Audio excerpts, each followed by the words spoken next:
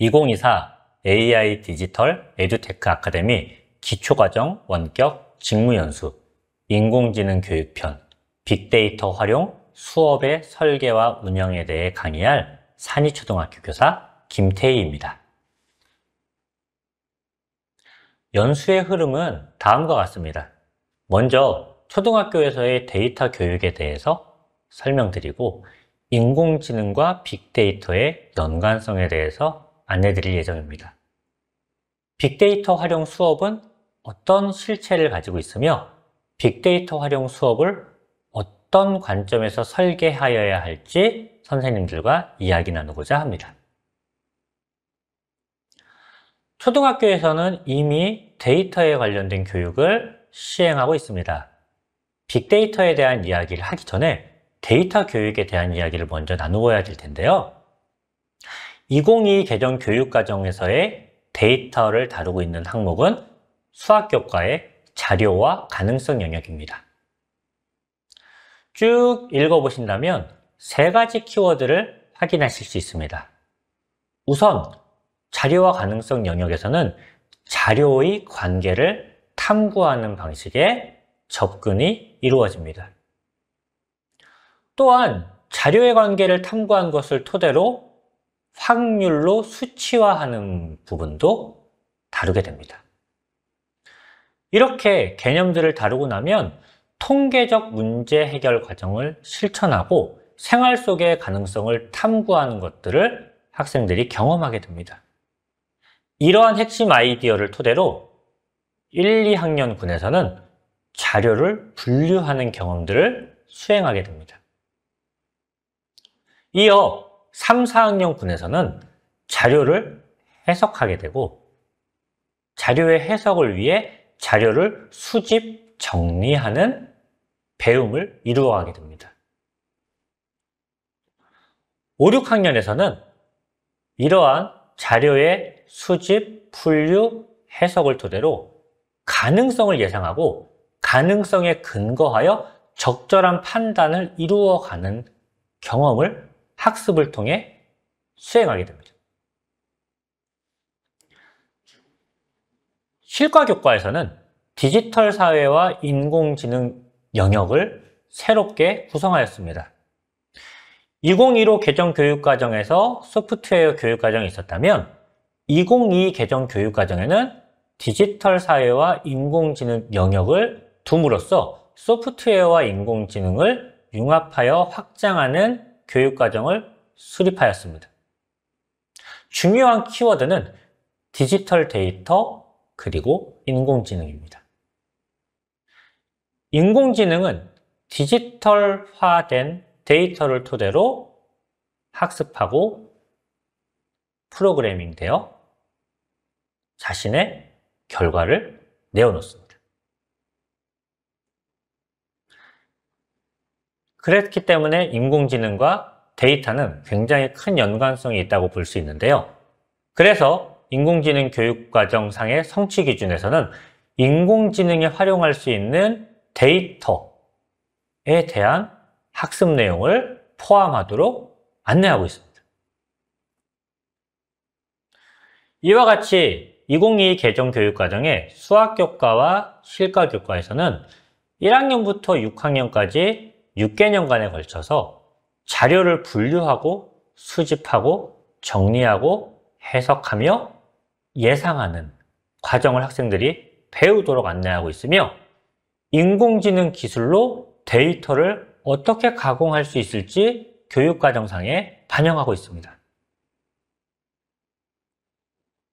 교육과정이 데이터 과학을 이야기하고 있는 것입니다. 그럼 본격적으로 인공지능, 빅데이터에 대해서 말씀드리고자 합니다. 빅데이터는 우와후지 이치로라는 학자가 다음과 같이 정의하였습니다. 정보통신기술, ICT를 통해 끊임없이 작성, 수집, 축적되는 다종다량의 데이터를 빅데이터라고 정의하고 있습니다. 그렇게 보자면 빅데이터는 인공지능 기술이 나오기 전부터 우리 사회에 구축된 것이라고 할 수 있습니다. 너무 많은 분야에서 우리는 수치화된 데이터뿐만 아니라 문자화된 데이터를 축적해 왔습니다. 조선왕조실록 같은 것들을 예를 들 수 있는데요.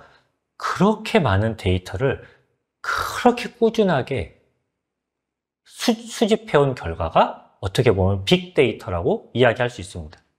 그렇기 때문에 빅데이터는 멀리 있는 것이 아닙니다. 이미 우리 생활에 깊숙하게 자리 잡고 있었지만 우리는 이러한 데이터를 왜 활용하지 못했느냐?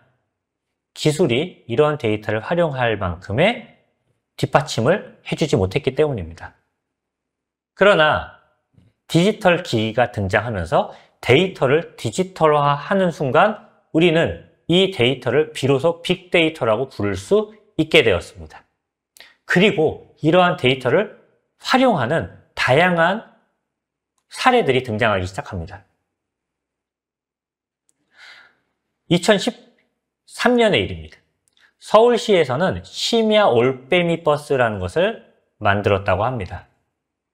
심야 올빼미 버스는 지하철이 끊기는 새벽 1시부터 지하철이 다니는 5시 반까지 교통수단을 이용하는 시민들이 있다는 것을 토대로 그에 착안해서 일정한 노선에 버스를 다니게 한 것을 명칭한 것입니다. 2013년에 서비스된 이 심야 올빼미 버스는 2022년에 노선을 확장하게 됩니다. 그럼 생각해 볼 수 있습니다. 버스 노선을 어디에 구축하였을까? 심야에 다니는 것이기 때문에 심야 버스를 이용할 만한 노선에 배치하여야 합니다. 그냥 아무 곳이나 놓으면 승객 없는 빈 버스만 오고 가며 어떻게 보면 의미 없는 주행만 반복할 수도 있습니다. 의미 있는 곳에 심야 버스를 배치하기 위해서 서울시는 빅데이터를 활용하였습니다. 서울시에서 활용한 데이터는 심야 택시 승하차 데이터 500만 건과 통신사의 통화량 데이터 30억 건이었습니다. 일반 시민이 심야 택시를 탄 곳, 내린 곳을 데이터화하여 분석한다면 어떤 곳에서 주로 타고 어떤 곳에서 주로 내리는지를 알 수 있습니다. 시민들이 심야에 통화하는 것들을 분석하면 어디에 주로 모여 심야에 활동하고 있는지를 파악할 수 있습니다. 이것이 빅데이터입니다. 이것을 디지털화하여 분석하는 순간 서울시는 현명하게 올빼미 버스의 노선을 정할 수 있었습니다. 그리고 지금 이것은 9개 노선에서 14개 노선으로 확장되고 있습니다. 그러나 이 사례는 우리에게 또 다른 시사점도 줍니다. 끊임없이 생성되고 수집되어 축적되는 빅데이터를 구축하지만 이 많은 데이터를 다양하게 조합하고 활용하는 데는 어려움이 있습니다. 예를 들어 지금 소개해드린 바와 같이 심야 택시 승하차 데이터와 통화량 데이터를 결합하여 조합하여 이것을 의미 있는 결과물로 만들어내는 것은 아이디어가 필요합니다. 이 아이디어는 두 가지, 세 가지를 결합하기에 쉽지 않습니다. 데이터의 양이 크다는 것은 처리하여야 할 데이터가 많다는 것이고 처리하여야 할 데이터가 많다는 것은 그만큼의 노고가 필요한 일입니다. 2013년에는 이러한 데이터를 처리하기 위해서 손수, 직접 프로그래머들이 아이디어를 내고 프로그래밍을 하여야 하였습니다. 그리고 의미 있는 데이터를 결합하는 것도 쉽지 않은 일입니다. 일목요연한 정리를 하기 어려운 이러한 빅데이터, 축적한 데이터 종류를 다양하게 조합하기 쉽지 않은 이러한 것들, 어디에서 살펴볼 수 있느냐 하면 지금 시중에 나와 있는 많은 AI 코스웨어의 대시보드를 통해 볼 수 있습니다. 인공지능 기술과 함께 또 AI 디지털 교과서의 등장을 앞두고 시중에는 많은 AI 코스웨어들이 데이터를 모으고 학생들의 학습을 돕겠다고 나서고 있습니다.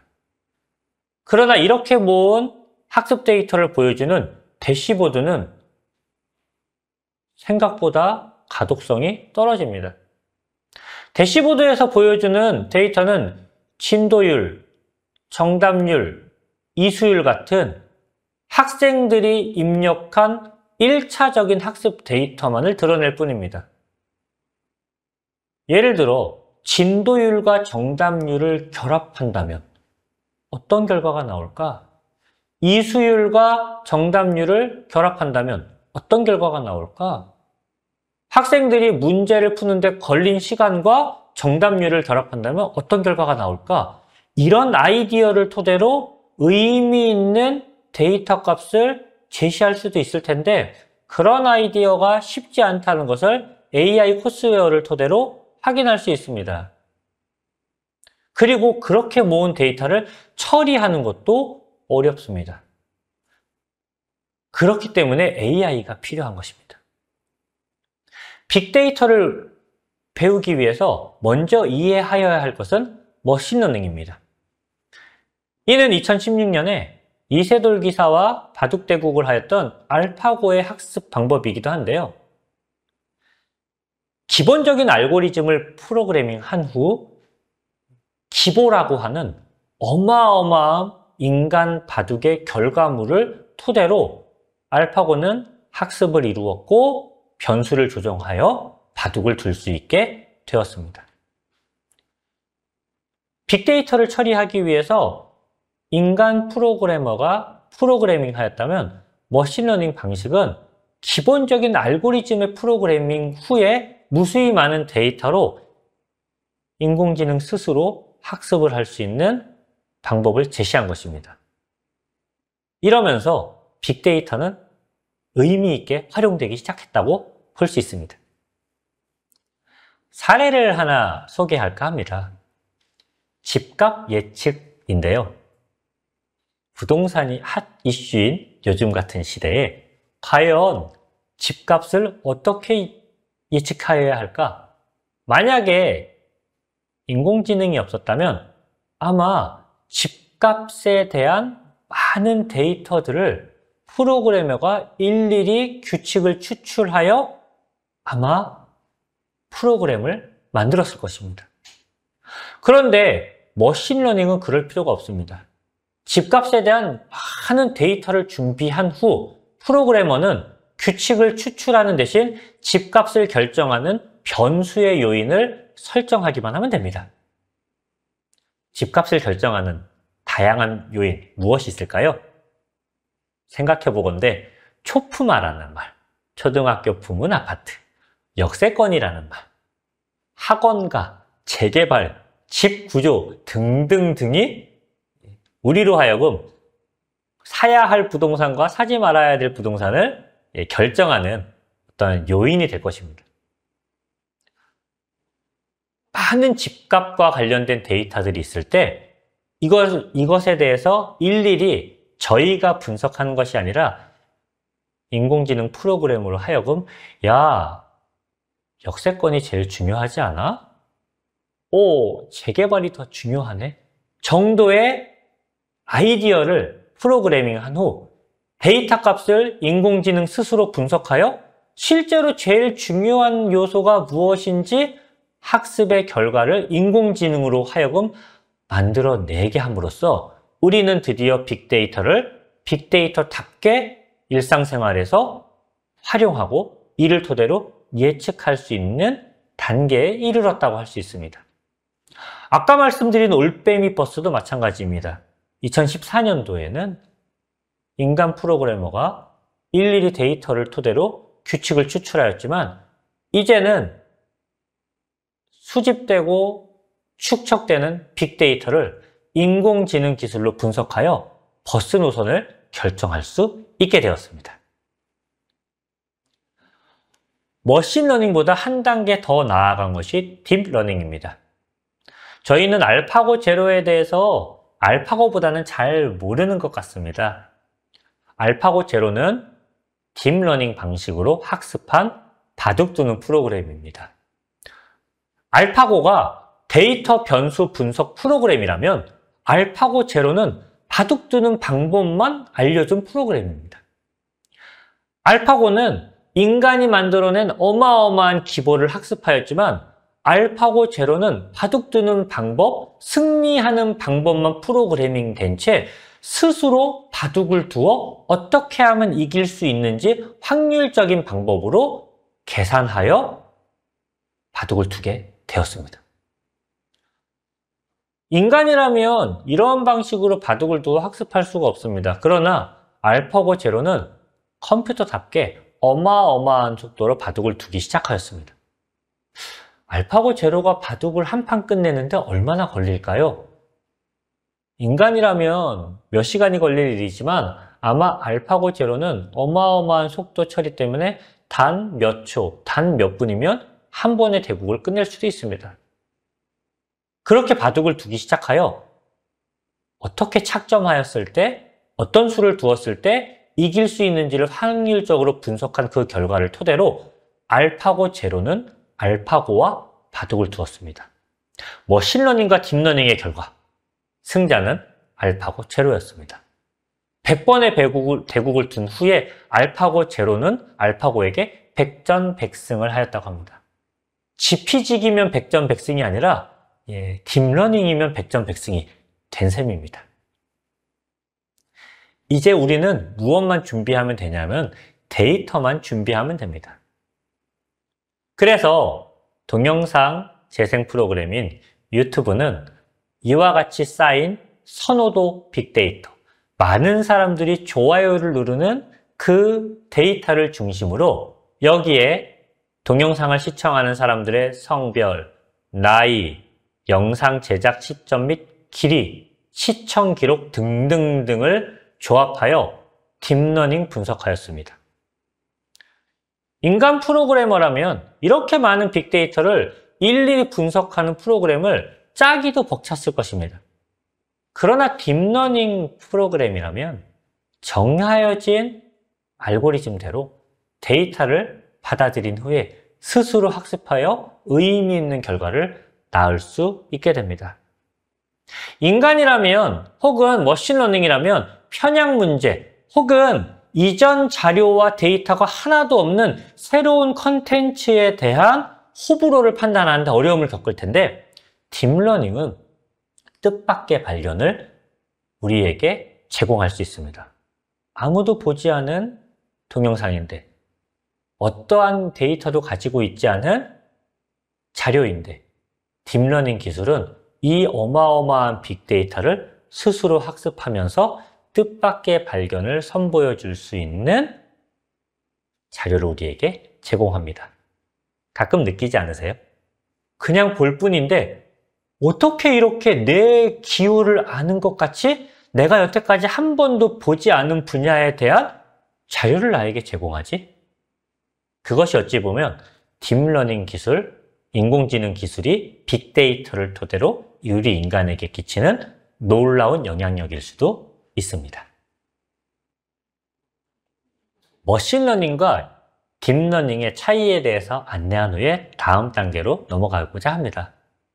머신러닝은 학습 데이터와 분류 기준을 인간이 제공하는 것입니다.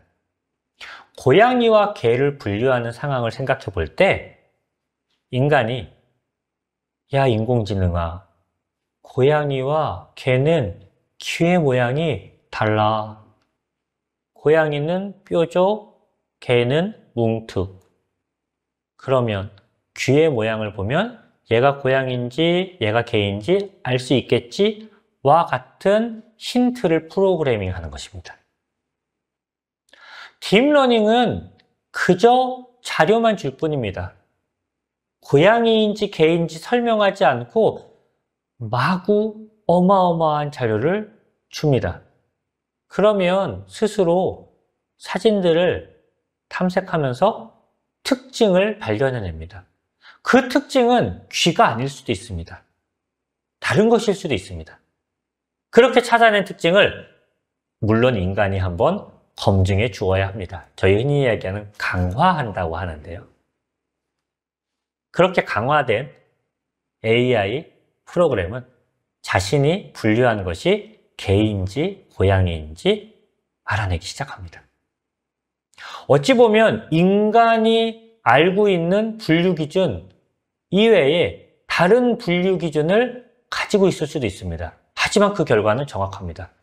이것이 인공지능 시대를 맞닥뜨리고 있는 우리에게 닥친 명과 암입니다. 너무나 훌륭하게 분류하여 내지만 어떻게 분류한지 알 수 없는 것. 그것이 바로 딥러닝 시대에 인간이 맞닥뜨린 일입니다. 어쨌든 빅데이터가 우리에게 인공지능 기술과 함께 의미 있게 활용되기 시작하였습니다. 학생들이 데이터 교육을 받지만 이 데이터 교육은 빅데이터를 향해 나아갈 것입니다. 인간이 지금까지 살면서 구축해온 어마어마한 양의 데이터를 어떻게 하면 활용할 수 있을까요? 그것이 바로 우리가 생각해야 될 아이디어입니다. 인공지능이 빅데이터를 활용하는 사례를 소개하고자 합니다.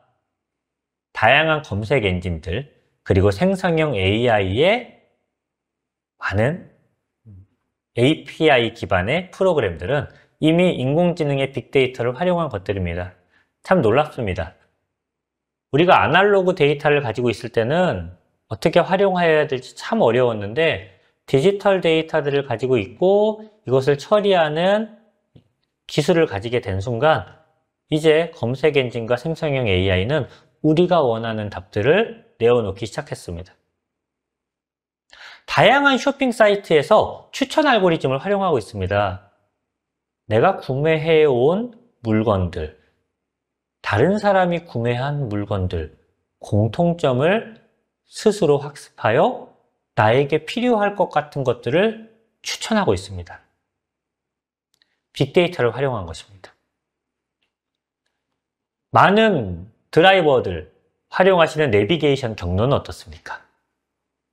빨리 가야 될 길을 어떻게 알려주지? 빅데이터입니다. 인공지능입니다. 놀랍게 번역하는 프로그램은 어떻습니까?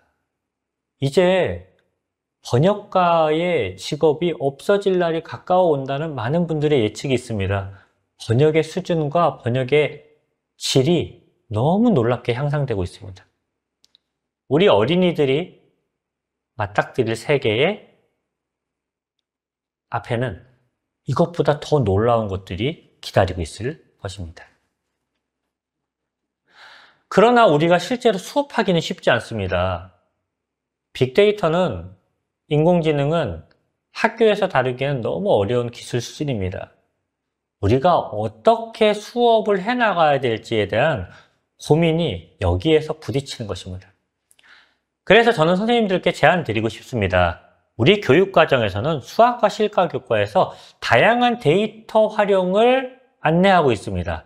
빅데이터까지 나가지 않더라도 학생들이 데이터 활용 수업을 토대로 접근한다면 아마 발달 수준에 따라 학교 급의 수준에 따라 학생들은 이 데이터에 대한 수업의 경험을 토대로 빅데이터를 활용한 수업으로 나아갈 수 있을 것이라고 생각합니다. 물론 저도 선생님들께 빅데이터 활용한 수업을 마음껏 안내해 드리고 싶습니다. 할 수 있습니다. 그러나 학생들이 할 수 있을지의 문제는 한번 생각해 봐야 될 문제일 것입니다. 초등학교 6학년 1학기 여러 가지 그래프 단원은 비율 그래프를 다루고 있습니다.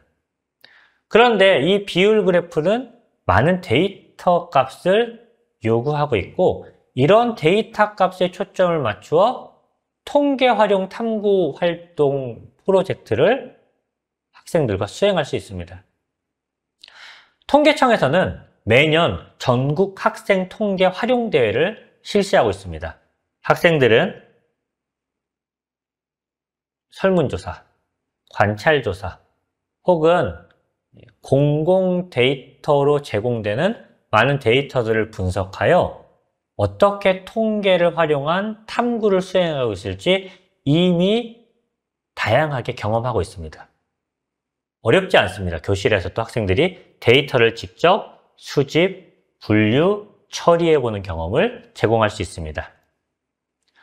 저희 교실에서는 이와 같이 학생들에게 통계를 활용하여 탐구를 진행할 수 있는 과정을 안내하고 있습니다.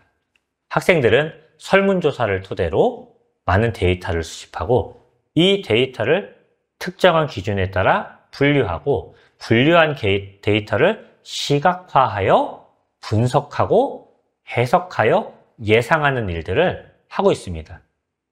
빅데이터와 인공지능이 하는 일입니다. 데이터를 가지고 일을 경험시킬 수 있습니다.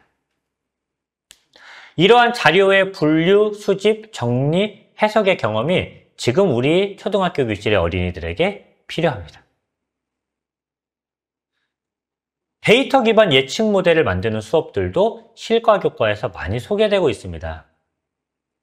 2015 개정 교육과정에는 관련 성취 기준이 없기 때문에 지금 선생님들이 하시고자 한다면 교육과정 재구성을 토대로 수업을 설계하시고 운영하실 수 있습니다. 저희 교실에서는 보드게임 추천 프로그램을 한번 만들어 보았습니다. 저희 교실은 1년 동안 꾸준히 학생들과 보드게임을 놀이하고 있습니다. 어린이들은 적게는 20개, 많게는 40에서 50개까지의 보드게임을 교실에서 놀아보았고 이러한 것들이 1년 동안 학생들의 경험 데이터로 축적되었습니다. 이것을 토대로 학생들에게 보드게임 추천 프로그램을 만들기 위한 데이터를 분류하도록 하였고 수집하여 보았으며 전처리하여 이상 데이터를 빼어내고 의미 있는 데이터만으로 학생들과 추천 프로그램을 만들어 보았습니다. 이러한 데이터 리터러시 경험은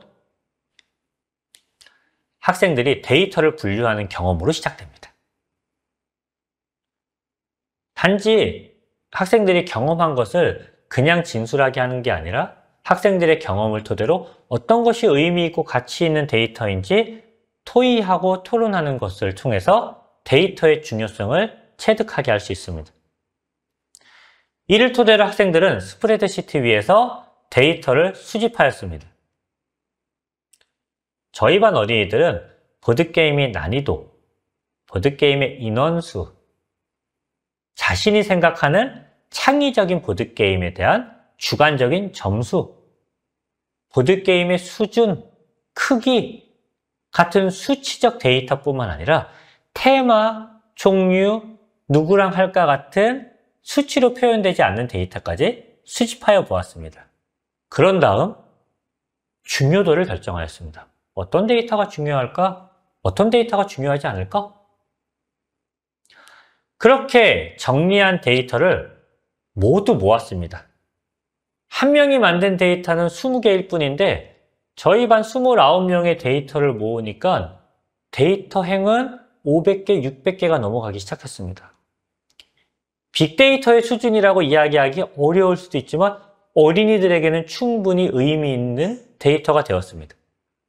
그리고 어린이들과 함께 수치형 데이터, 범주형 데이터로 분류한 후 이상한 신호를 내는 데이터는 정리하는 경험도 하였습니다.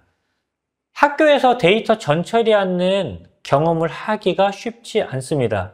어린이들은 그저 쌓여있는 데이터를 활용하는 수준에서 머물 뿐인데 이러한 경험들이 빅데이터 기반 수업은 아니더라도 빅데이터 기반 수업으로 나아갈 수 있는 징검다리가 될 수 있습니다.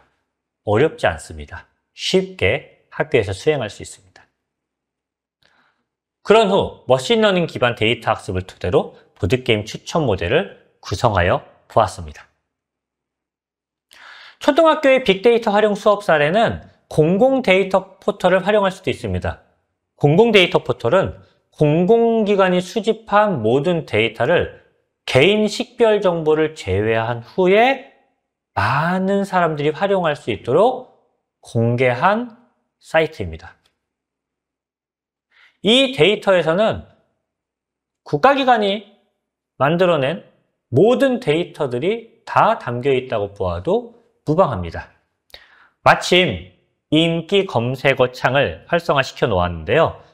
많은 분들이 기상청 데이터, 범죄 데이터, 날씨 데이터, 의류 수거함 데이터를 활용하는 걸 볼 수 있습니다. 의류 수거함, 어떤 의미의 데이터일까요? 놀라운데 많은 분들이 관심을 가진 이런 데이터들을 우리 학생들의 수업에서도 활용할 수 있습니다. 그래서 수업을 설계한다면 저는 선생님들께 이렇게 제안 드리고 싶습니다. 다양한 초등 수준의 수업을 설계해 보시기를 권해드립니다. 학교에서 만나는 인공지능 수업이라는 교재는 한국과학창의재단에서 만든 교재입니다.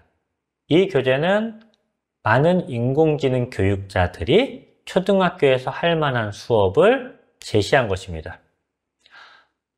선생님들께서는 워드클라우드 기반의 데이터 시각화 경험을 학생들에게 제공하실 수 있습니다.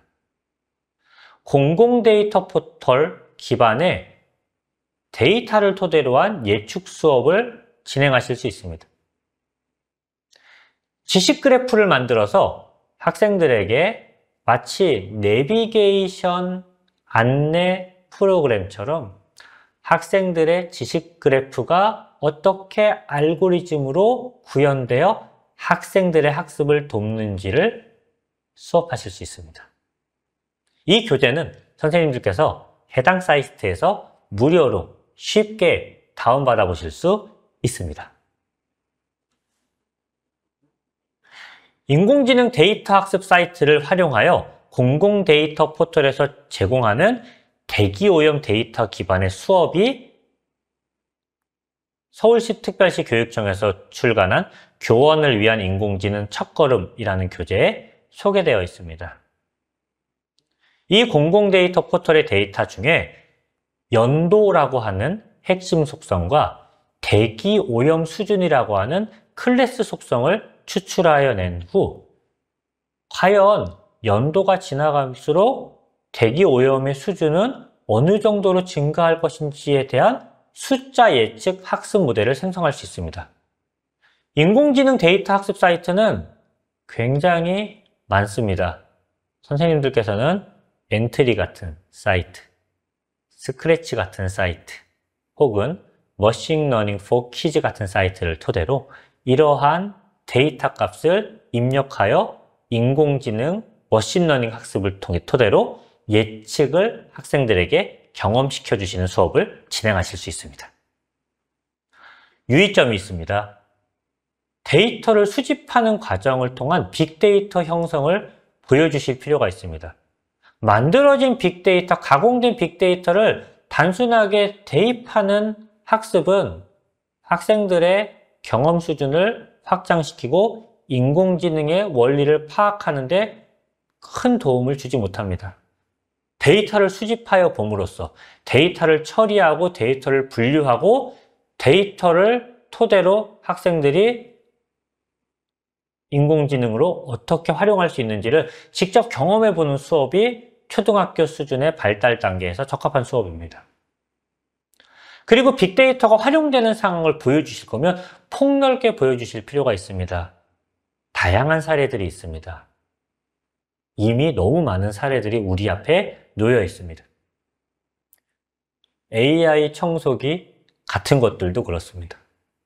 센서를 토대로 자신의 위치에 대한 많은 데이터를 수집하고 축적하여 분석하여 센서 값을 토대로 한 청소를 수행하는 것들을 볼 수 있습니다. 어렵지 않습니다. 인공지능을 활용한 빅데이터 예측 모델이 어려울 뿐입니다.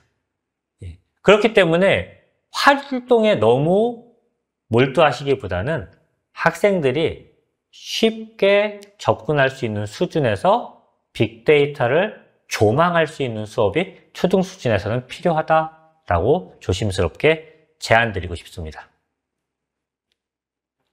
이번 강의를 정리하려고 합니다. 이번 시간에는 초등학교에서의 데이터를 다루는 교과와 핵심 개념을 파악하여 보았습니다.